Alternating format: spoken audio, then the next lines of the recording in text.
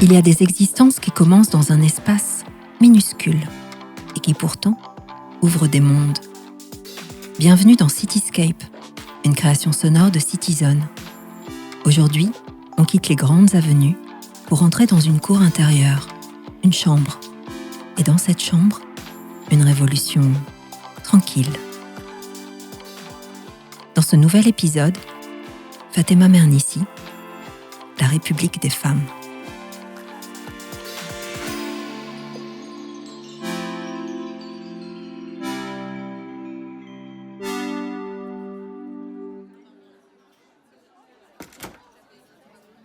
Fatema Mernissi naît en 1940, dans ce qu'elle appelle un harem domestique de Fès.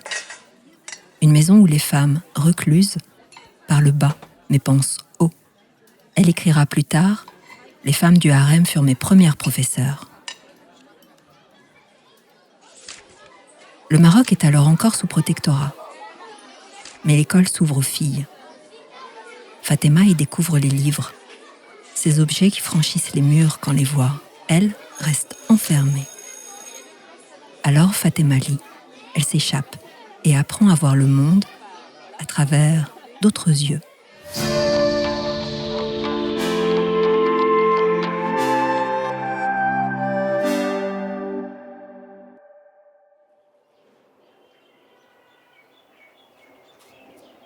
Dans les années 60, Rabat gronde, pense et débat.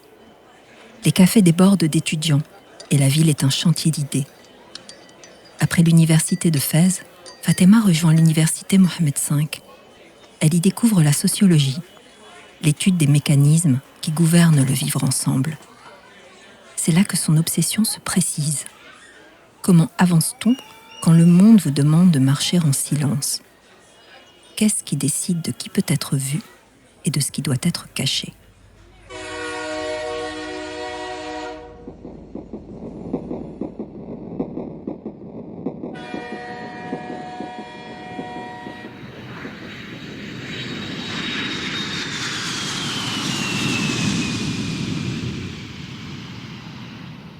Fatema part ensuite pour la Sorbonne, à Paris, puis direction les États-Unis, Brandeis University. Elle apprend la sociologie de terrain, les enquêtes, les entretiens, les méthodes empiriques. Elle réalise surtout quelque chose de simple. Ce qu'elle a vécu dans la cour du harem n'est pas une anecdote. C'est un schéma, une structure, un système.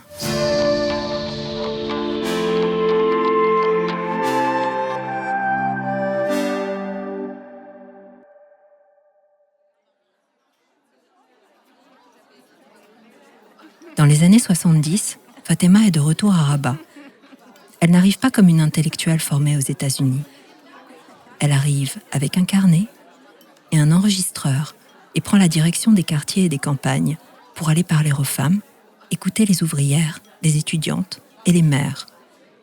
Elle cherche alors ce que personne ne regarde, ce qu'il se passe dans les cuisines, la manière dont on façonne le comportement des petites filles et des garçons, et les frontières invisibles tracées par les regards masculins.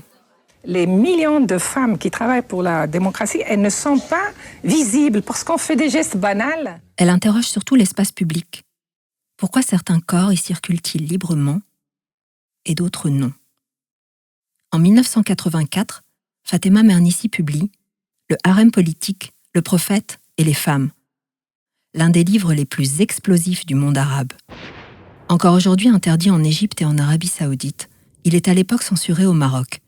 Mais Fatema ne se laisse pas intimider. Je suis très fière de ce livre et je le revendiquerai, je le revendique et j'écrirai toujours sur les thèmes et je ne crois pas quoi que ce soit va me faire changer d'avis sur ma liberté d'expression. Dans le harem politique, Mernissi revisite l'histoire, questionne le leadership féminin et plonge aux racines de l'islam, à Médine, au 7e siècle, lorsque les épouses du prophète discutaient politique et allaient à la guerre.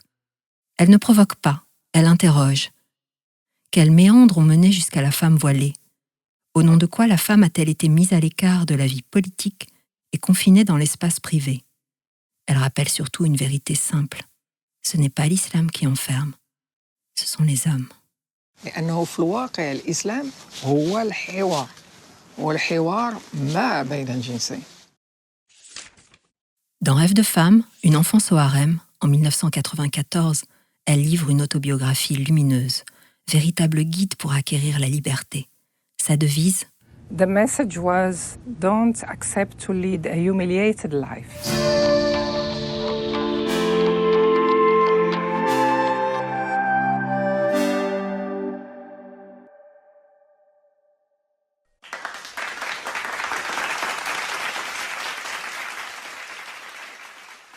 À Madrid, New York, Beyrouth ou Dakar, Fatema Mernissi porte sa voix partout. Elle démontre que le féminisme marocain est un féminisme universel et de terrain, qui n'a pas besoin de crier pour être radical. Elle devient une figure mondiale récompensée, traduite et invitée. Mais elle s'engage toujours au Maroc. Elle y fonde les caravanes civiques et le collectif Femmes, Familles, Enfants.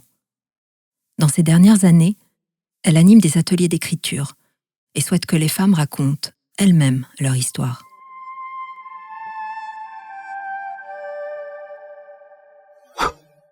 Le 30 novembre 2015, Fatema Mernissi s'éteint à Rabat. Le Maroc entier lui rend hommage. Les universités, les artistes, les femmes anonymes et les hommes qui ont lu, parfois en secret, ses livres.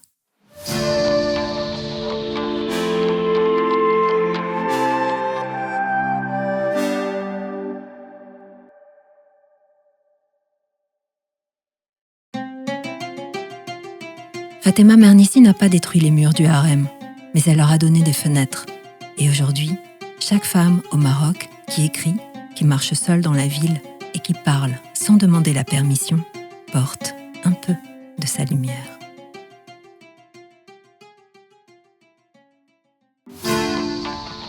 Vous venez d'écouter Cityscape, une création sonore de Citizen, une série qui explore les villes marocaines autrement, par l'histoire, la mémoire et la voix.